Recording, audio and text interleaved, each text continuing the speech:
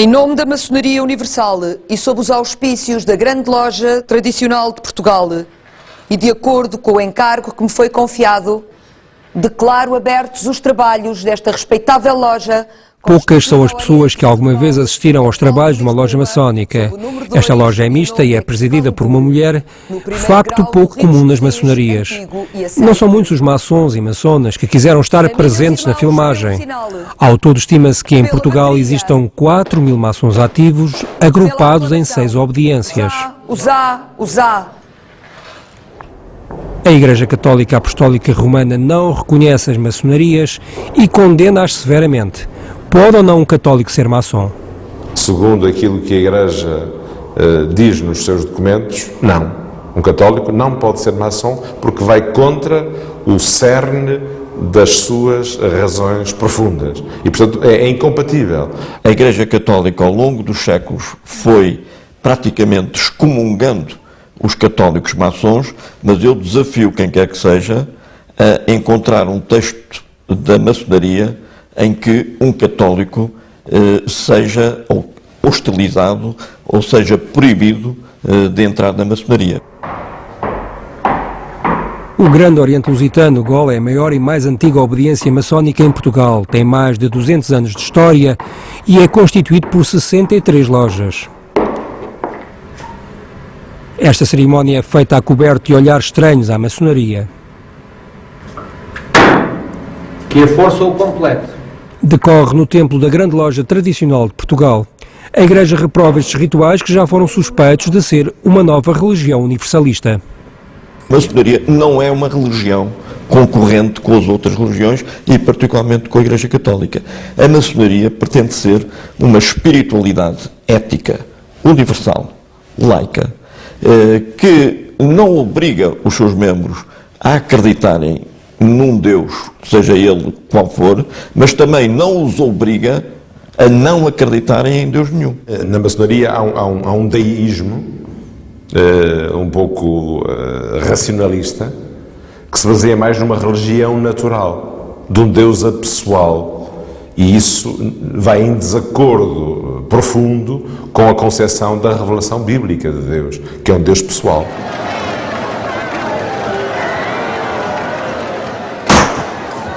Houve tempos em que a maçonaria foi confundida com o Carbonari e com mata-padres e mata-reis, tal como faziam crer alguns membros do clero. O regicídio lançou ainda mais suspeitas, mas hoje parece não restar em dúvidas. A maçonaria não foi a mandante do atentado. Podíamos dizer que relativamente à Carbonária também quem é que era o mentor, não era propriamente um órgão da maçonaria, mas as razões que levavam as pessoas a atuar e quem incentivava, o caso do Dom António Barroso, quando foi recebido em Lisboa, quando veio falar com o Afonso Costa, tinha aí a população, entre aspas, a deitar-lhe apupos para o carro. Era a Carbonária. Como é que a Carbonária soube que o Dom António Barroso ia ser recebido por Afonso Costa? O assassinato do rei Dom Carlos e do seu filho Dom Luís Filipe matou também a monarquia. Desapareceu então o rei e foi implantada a República. 100 anos depois ainda se recorda o crime e comemora o ato em rumagem ao túmulo dos regicidas. A maçonaria aparece ilibada e a Associação para a Promoção do Livre Pensamento aponta agora o dedo acusador a um visconde, a um monárquico anarquista. O Visconde da Ribeira Brava era precisamente um anarquista intervencionista. Ele próprio participou em termos financeiros na aquisição das armas. Não há nenhum documento que prove o envolvimento da maçonaria, da Carbonária, porque aí é que não existem documentos, mas também da maçonaria, do Partido Republicano e dos partidos monárquicos. Foi um ato simplesmente isolado de um grupo que eram sócios de uma instituição e que faziam parte daquele grupo que eu há bocado referi como sendo os anarquistas intervencionistas. Eu confesso que hesitei neste gesto, né? Mas os nossos são sempre os nossos, é um filho da terra e um republicano. Não é que nós sintamos orgulho num gesto tão violento quanto foi o regicídio, né? Mas também não sentimos vergonha. A maioria das lojas maçónicas reúne a presença dos livros sagrados das religiões com Deus revelado e invoca-se então muitas vezes o grande arquiteto do universo. A Igreja Católica não gosta e acusa as maçonarias de quererem anular o fenómeno religioso e de agirem de forma secreta.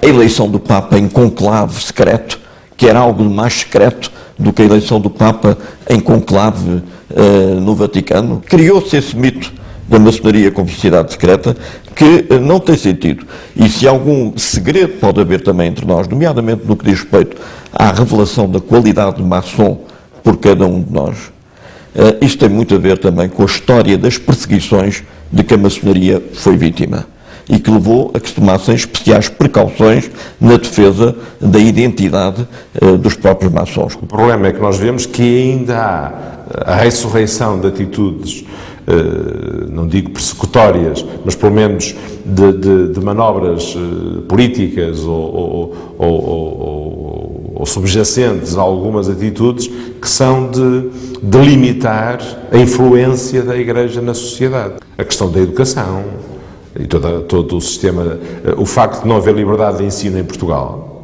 Acha que os maçons estão por detrás disso? Parece que sim. Agora, é tal coisa, como é secreto, não se sabe bem, desconfia-se. Mas como a educação esteve entregue à maçonaria no tempo do Salazar, isso deixou restos e é natural que ainda haja alguma influência da maçonaria dentro do próprio sistema. Isso é verdadeiramente uma tese absurda e completamente, a meu ver, disparatada. Porque este mesmo palácio em que nos encontramos aqui foi retirado à maçonaria pela ditadura de Salazar em 1935 e entregue à Legião Portuguesa, uma milícia fascista. Houve uma lei da Assembleia Nacional, a lei número 1901, que extinguiu as chamadas sociedades secretas, mas que era uma lei dirigida, obviamente, contra a maçonaria. Nunca mais os maçons puderam reunir livremente. Tiveram de se reunir sempre clandestinamente até 1974. Agora, se me diz que houve antigos maçons que abjuraram, aliás, na prática da maçonaria e que foram colaborar com o Estado Novo, isto toda a gente sabe, a começar pelo próprio Presidente da República, o General Carmona, que tinha sido iniciado na maçonaria, como a maior parte dos oficiais generais na Primeira República. Está aqui, Sua Excelência, o chefe de Estado, com o governo da nação e as altas autoridades. E onde está o chefe da nação oficialmente? Aí está Portugal. O Sr. Cardeal Sergeira tinha uma posição crítica em relação ao governo do Estado Novo, sobretudo na última fase, porque começou a perceber que havia opções do Estado Novo, opções do regime de Salazar, que não eram compatíveis também com aquilo que a Igreja defendia na doutrina social da Igreja, por exemplo. Não foi a coragem que teve o Bispo de Porto, ou que tiveram um outro caso de padres, que foram capazes de enfrentar a ditadura. O Cardeal Sergeira teve medo que o Salazar se vingasse na Igreja e perseguisse a Igreja também, porque ele não lhe daria meios para defender o poder. Bem, meus irmãos, ao meu golpe de malhete, os trabalhos retomarão força e vigor. Este ritual decorre num pequeno templo da Grande Loja Tradicional de Portugal. Um aprendiz entra em loja e cumprimenta o venerável e os vigilantes. A cerimónia dá para imaginar como são as sessões com largas centenas de maçons no templo José Estevão do Grande Oriente Lusitano. As sessões são grandes, mas as filmagens estão proibidas. Neste templo com mais de 200 anos, tem-se conspirado por muitas causas. Conspirou-se contra a monarquia, a favor do registro civil, a favor da República, contra Salazar enquanto se pôde e por muitas outras causas, como, por exemplo, o Serviço Nacional de Saúde.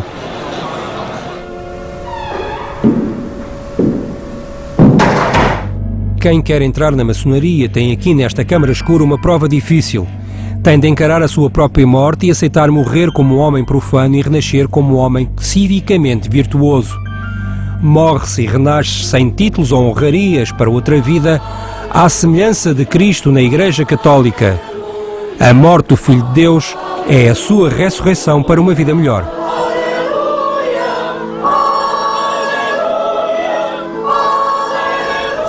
A influência da Igreja Católica tem sido determinante nas civilizações ocidentais. Mas, afinal, qual é o lugar das cruzes e da religião nas escolas e no Estado? Nós estamos aqui numa situação complicada. A Igreja Católica tem muitos privilégios que vêm do passado de uma sociedade que foi católica, obrigatoriamente católica, até há muito pouco tempo.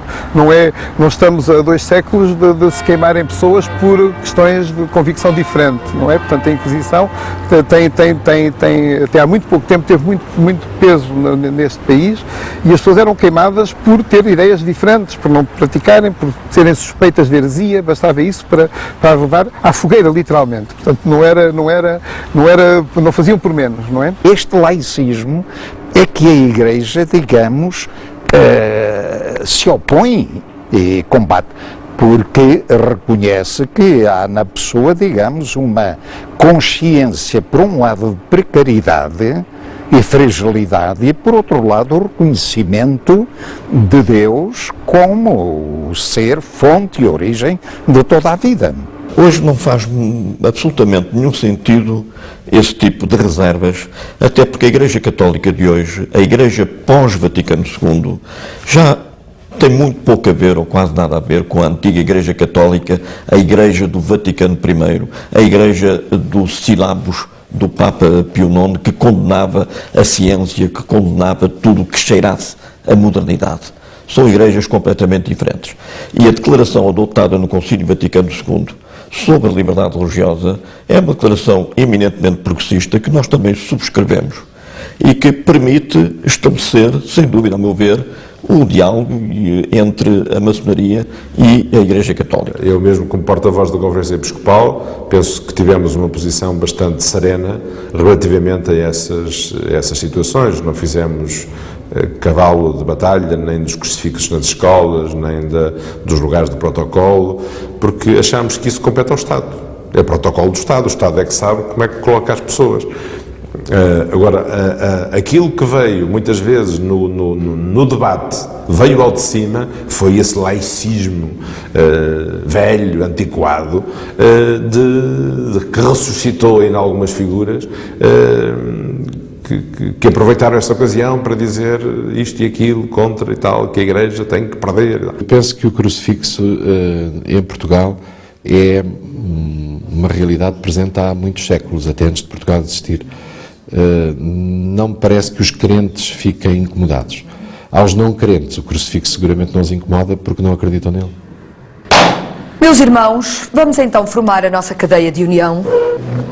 A cadeia de união simboliza o esforço em prol de um mundo mais livre, justo e perfeito, levado a cabo por homens que se reconhecem por palavras, toques e sinais. Mas será que estamos perante um lobby muito poderoso, um lobby contrário ao fenómeno religioso? Que o grande arquiteto do universo nos dê força, beleza e sabedoria e nos una a todos os maçons à superfície da Terra. Que assim seja. Se eu tiver que recomendar alguém, o mais certo é eu recomendar uma pessoa que eu conheço. E as pessoas que eu conheço, em que eu tenho confiança, porque sei que o seu comportamento vai ser digno, porque são pessoas com ética, porque são pessoas que têm um sentido do dever, são os meus irmãos. Eu provavelmente recomendarei um irmão. Mas se eu souber que há uma pessoa melhor do que um irmão, eu recomendarei essa pessoa e não o irmão. Cada maçom individualmente deve sim procurar empenhar-se o mais possível em atos de cidadania ou procurar ser excelente do ponto de vista profissional. Mas isso é uma exigência ética que deriva dele próprio e do facto de prezar os valores que nós aqui cultivamos e que o devem incentivar, portanto, a ter uma presença ativa, participante na sociedade civil ou na sociedade política. Mas não telecomandamos, digamos assim, não telecomandamos maçons no partido A ou no partido B, no governo, na Assembleia da República ou na empresa A, no grupo económico A, B ou C. A sociedade é religiosa, a sociedade tem valores religiosos, tem diferentes sensibilidades. E um Estado que acha que é representante dos cidadãos e que deve respeitar estes fenómenos. Aqui depois estamos a ver que então podemos dialogar e construir caminho comum se houver este respeito pelos direitos humanos e pelo direito à liberdade religiosa também e à liberdade de ensino, que é um fator muito charneiro a toda esta questão. É um pacto que está a propor? Não é um pacto, mas é uma abertura em ordem ao futuro, porque acho que o futuro é tão exigente, vamos ter tantas dificuldades nos próximos tempos, que não podemos andar com lutas superficiais e de velhas razões, mas temos que unir todos os esforços na transformação da sociedade. Que os trabalhos deste dia sejam protegidos pelo nosso silêncio. A minha voz está selada. Retiremo-nos em paz.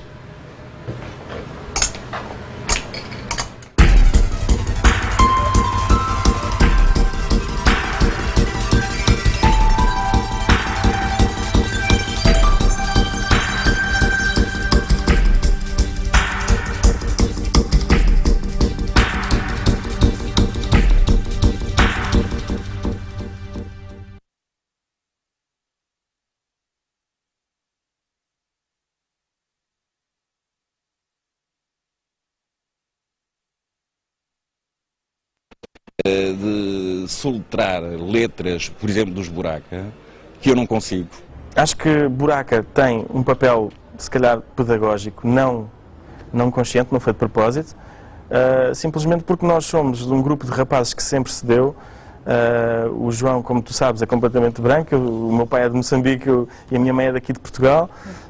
O Andro vem de Cuba, foi viver para Angola e entretanto está cá em Portugal, por isso mais mistura que Buraca São Sistema torna-se um bocado difícil. Mas de qualquer das maneiras eu julgo que ainda estamos muito longe daquilo que gostaríamos que fosse o ideal e que de lado a lado, eu não estou só a dizer que há aqui uma aversão às culturas exteriores, mas também há por parte dos imigrantes uma certa separação das águas que também não é nada benéfica para a sua integração social em Portugal.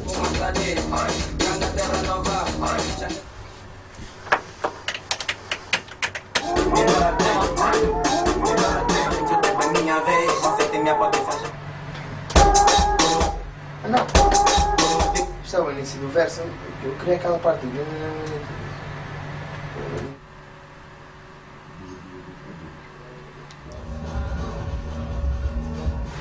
O original é isto.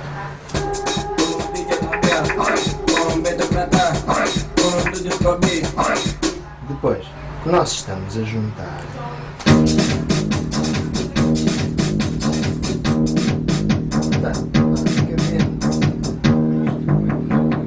temos isto, estamos a juntar, que é uma linha de baixo para dar energia à música, e temos mais perlim-pim-pins que vai tapar aqui no meio.